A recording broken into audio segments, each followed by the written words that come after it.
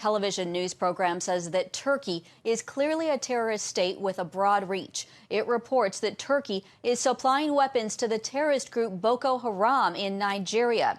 10 TV host Nashat Al-Delhi reported on a leak confirming an intercepted phone call from a few years back confirming the action.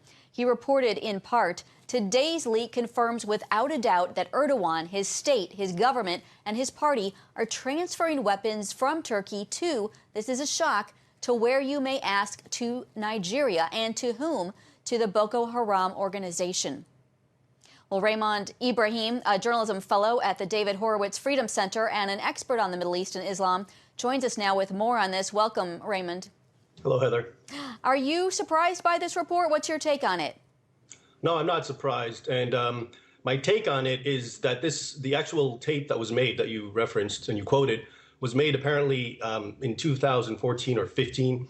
And it was reported widely in certain areas in the U.S. and in the West, not so much, and not much came out of it. And the reason, I think, is because Erdogan wasn't so, didn't have his fingers so much in Islamist politics outside of his own nation.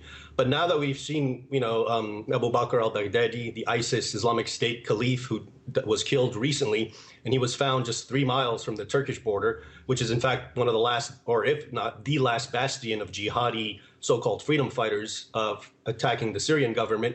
It's brought it up again, the fact that everyone is saying, well, look, he's supporting ISIS. So now we're remembering, and that was, I think, the point of the Egyptian show, where we're bringing back to see that there's some continuity here. It's not just right next door to Syria, to Turkey, meaning Syria. He's involved with some of the absolute worst Islamic terror groups. Remember, Boko Haram, which its name loosely means Western education is forbidden, haram, was basically doing what ISIS is notorious for years before ISIS. So the whole, head chopping, crucifying, massacres, enslaving women and children, burning people alive, Boko Haram was doing that. And one of the things that international observers have been noticing, especially increasingly, is that their armaments, their weapons, are very sophisticated.